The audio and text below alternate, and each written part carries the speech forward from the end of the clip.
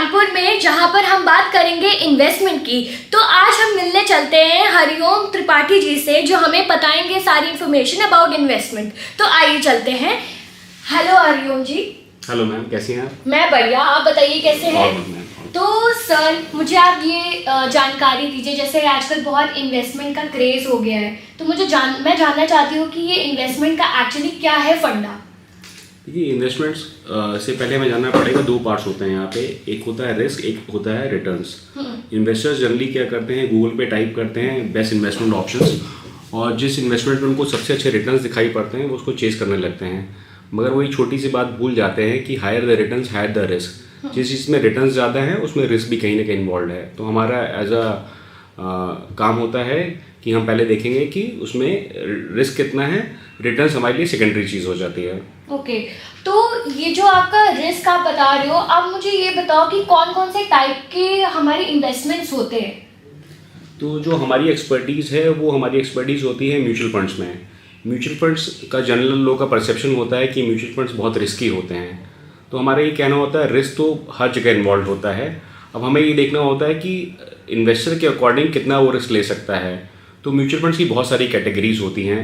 कुछ mutual funds होते हैं जो शेयर्स में पैसा लगाते हैं, कुछ म्यूचुअल फंड्स होते हैं जो गोल्ड में भी पैसा लगाते हैं, म्यूचुअल फंड्स बैंक की एफडीआर्स में भी पैसा लगाते हैं, और म्यूचुअल फंड्स प्रॉपर्टीज़ में भी पैसा लगाते हैं। तो हम इन्वेस्टर से बात करके ये पता करने की कोशिश करते हैं कि उसकी रिस्क टेकिंग कैपेसिटी कितनी है और उसके गोल्स, उसका टाइम फ्रेम कितना है, उसके अकॉर्डिंग हम उसका इन्वेस्टमेंट्स कराते हैं।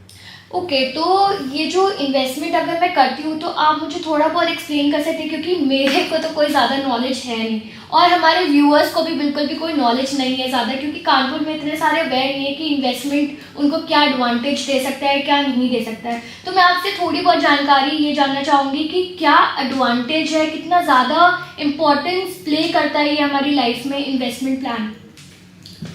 शुरुआत ऐसे करते हैं कि फॉर एग्जांपल आपने आज 1 लाख रुपए की बैंक में फिक्स डिपॉजिट्स किया है। जब आप 1 लाख रुपए के बैंक में फिक्स डिपॉजिट्स कर रहे हैं एज ऑन 2023 में, तो 1 लाख रुपए आपको शायद 1 लाख का 1,07,000 रुपये ईयर एंड पे दे रहा है। अभी 7,000 रुपये का जो आपको इंटरेस्ट मिला है, इस पर कुछ टैक्सेस भी पड़ते हैं डिपेंडिंग ऑन कि आप 20% 30% टैक्स ब्रैकेट में हैं।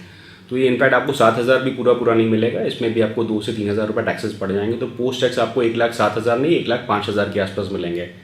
जो चीज़ आज आपको 100 रुपये की मिल रही है या 1 लाख रुपये की मिल रही है, अगले साल वो चीज़ ड्यू टू 7-8% इन्फ्लेशन रेट वो अगले साल 1,08,000 की हो जाएगी। और आपने जो फिक्स डिपॉजिट्स किए थे वो 1,05,000 तक पहुँचे हैं। आपको लग तो रहा है कि आपका पैसा बढ़ गया है, 1 लाख से 1,05,000 पहुँच गया है, मगर एक्चुअल में ड्यू टू इन्फ्लेशन वो कम से कम आपका अमाउंट बैंक वाला 1 लाख का 1,08,000 होना चाहिए। तो आपका पैसा तो बढ़ रहा है मगर उसकी परचेजिंग पावर डिक्रीज हो रही है। तो सर, अभी तक तो मुझे काफ़ी नॉलेज हो गई है इन्वेस्टमेंट के बारे में। मैं भी जानना चाहती हूँ, क्योंकि मैं भी थोड़ा इंटरेस्ट शो कर रही हूँ इन्वेस्टमेंट करने में, क्योंकि मुझे बहुत ज़्यादा एडवांटेजेस दिख रहे हैं इसमें। तो आप मुझे थोड़ा सा ब्रीफ करोगे कि मुझे कैसे स्टार्ट करना चाहिए, क्या रहेगा एजेंडा, और मेरा गोल कैसे प्लान होगा। आप थोड़ा मुझे ब्रीफ कर दो उसके बारे में। आप ही की तरह बहुत सारे लोगों का यही क्वेश्चन होता है कि इन्वेस्टमेंट कहाँ करें। तो मेरा उनसे जवाब ये होता है कि इन्वेस्टमेंट कहाँ करें से पहले ये क्वेश्चन होना चाहिए इन्वेस्टमेंट क्यों करें। तो इन्वेस्टमेंट करने से पहले हमको पूरा एक इकोसिस्टम बनाना पड़ेगा। जैसे कि जब हम क्रिकेट खेलने जाते हैं तो हेलमेट पहनते हैं, ग्लव्स पहनते हैं, उसके बाद हम क्रिकेट खेलते हैं, क्योंकि एक इंजरी और ज़िंदगी भर हम क्रिकेट नहीं खेल पाएंगे अगर हमें लंबी इनिंग्स खेलनी है। इसी तरीके से इन्वेस्टमेंट करने से पहले भी हमको एक पूरा इकोसिस्टम बनाना चाहिए। उस इकोसिस्टम में सबसे पहली चीज़ आती है हेल्थ इंश्योरेंस। अगर आपके पास हेल्थ इंश्योरेंस नहीं है तो आपने कितना भी पैसा जोड़ लिया, तो इन केस ऑफ इमरजेंसी अगर आप हॉस्पिटलाइज होंगे तो सारा पैसा आपका चला जाता है टुवर्ड हॉस्पिटल बिल्स। तो सबसे पहली चीज़ होती है हेल्थ इंश्योरेंस। सेकेंड चीज़ होती है term life insurance. Term life insurance वो चीज़ होती है कि आपके ना रहने पे घर वालों की लाइफस्टाइल मेंटेन रहे, उनके जो सारे खर्चे हों वो मीट आउट होते रहें। तीसरी सबसे इम्पॉर्टेंट चीज़ होती है आपके पास एक इमरजेंसी फंड होना चाहिए। ड्यू टू आपकी अगर आप मान लीजिए आपकी जॉब नहीं रहती है, आपका बिजनेस अच्छा नहीं चल रहा है, तो कम से कम साल 2 साल के खर्चे आपके पास बैंक की फिक्स डिपॉजिट्स में होने चाहिए। ये तीनों चीज़ें अगर आपकी पहले हो जाएंगी, health insurance, term life insurance और इमरजेंसी फंड, ये तीनों चीज़ें फुलफिल हो जाती हैं। उसके बाद आप बात करेंगे कि अब इन्वेस्टमेंट कहाँ करना है। वो इन्वेस्टमेंट म्यूचुअल फंड्स में हो सकते हैं, वो पीपीएफ में हो सकते हैं या किसी भी दूसरे एसेट क्लास में हो सकते हैं। तो पहली चीज़ तो एक इकोसिस्टम बनाइए। इन्वेस्टमेंट कहाँ करना है, ये एक सेकंड क्वेश्चन है।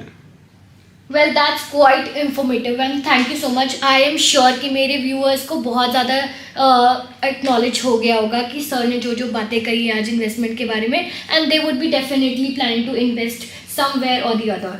ऑल्सो आप मुझे बताएंगे कि वाई म्यूचुअल फंड, कि mutual fund why it is necessary and what it is exactly. तो थोड़ा बहुत आप मुझे इससे भी ब्रीफ कर दो। जनरली लोगों का ये मानना होता है कि म्यूचुअल फंड्स जो है वो इन्वेस्टमेंट करते हैं towards equity market.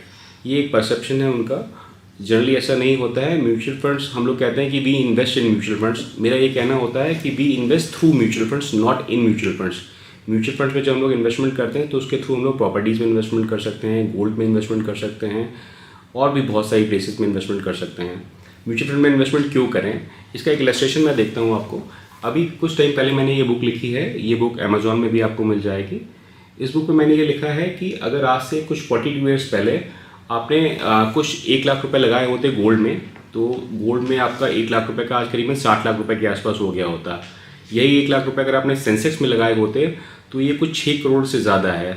60 lakh versus 6 crore इन 42 ईयर्स, ये बहुत बड़े नंबर्स हैं।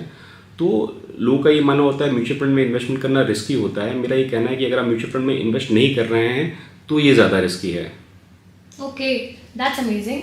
यानी हायर द रिस्क और higher the return, right? Okay sir, that's amazing. आप मेरे को एक पॉइंट और क्लियर कर दो। जैसे मैं अगर इन्वेस्टमेंट का मैंने आपको बता ही दिया कि मुझे प्लान करना है, तो मेरी तरह बहुत सारे ऐसे भी मिडिल क्लास के लोग हैं जो हमारे वर्किंग एम्प्लॉयर्स हैं, वो लोग भी चाहते हैं कि वो लोग भी अपना इन्वेस्टमेंट करें। तो आप मुझे बताओ कि अगर मिनिमम जो अमाउंट है वो मैं कहाँ से स्टार्ट कर सकती हूँ और क्या ड्यूरेशन रहेगा जिससे मैं अपना मतलब म्यूचुअल प्लान कर सकती हूँ। म्यूचुअल फंड में इन्वेस्टमेंट करने में बहुत फ्लेक्सिबिलिटी है। पहली बात तो ये यहाँ पे कोई टाइम फ्रेम सेट नहीं है कि आपको इतने टाइम के लिए इन्वेस्टमेंट करना है। आपको लगता है आपको 1 दिन का पैसा डालना है म्यूचुअल फंड में, आप 1 दिन का पैसा डाल सकते हैं। अगर आपको लगता है कि पैसा आपको 30 ईयर्स के लिए डालना है, 40 ईयर्स के लिए डालना है, तो आप वो भी डाल सकते हैं। तो टाइम बाउंडेशन यहाँ पे नहीं हो सकता। आपके पास पूरी फ्रीडम है, आप कभी पैसा डाल के कभी भी निकाल सकते हैं। अब बात आती है कि कितना अमाउंट डालना है। तो ये अमाउंट 500 रुपये पर मंथ से लेके हायर साइड पे, इस पर भी कोई कैपिंग नहीं है। जितनी आपकी कैपेसिटी है आप उतना डाल सकते हैं।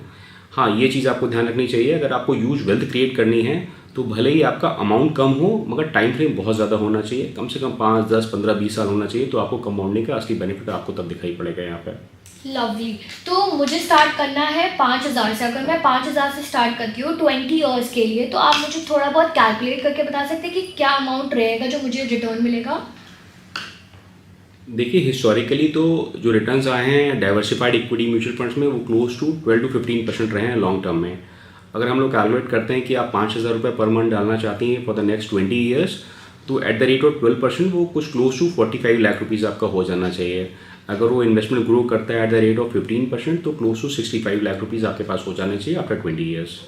Okay, amazing. Well so viewers, I think so आपको सारी नॉलेज मिल चुकी होगी अभी तक इन्वेस्टमेंट के बारे में, आपको कहाँ इन्वेस्ट करना है। एंड हमारे हरिओम त्रिपाठी जी से तो आपको सारी इन्फॉर्मेशन बहुत ही क्लियरली पता चल गई होगी। So what are you waiting for? आप आइए हरिओम त्रिपाठी जी को कॉन्टैक्ट करिए। इनका नंबर एंड इनका एड्रेस सब कुछ हम लोग अवेलेबल कर देंगे आपको कैप्शन में, वहाँ जाके आप रीड कर सकते हैं।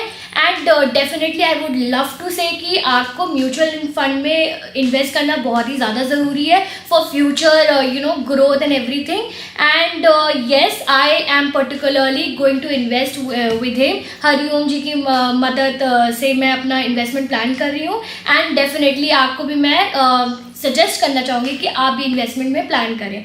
Thank you so much. Hariom ji, आप कुछ कहना चाहते हैं अपने व्यूअर्स को? Thank you so much ma'am. और मैं फिर से वही बात रिपीट करूंगा कि आपको पहले एक इकोसिस्टम पूरा बनाइएगा, पूरा इकोसिस्टम बन जाए, उसके बाद आप म्यूचुअल फंड या किसी भी दूसरे एसेट क्लास में इन्वेस्टमेंट करिएगा। Thank you so much.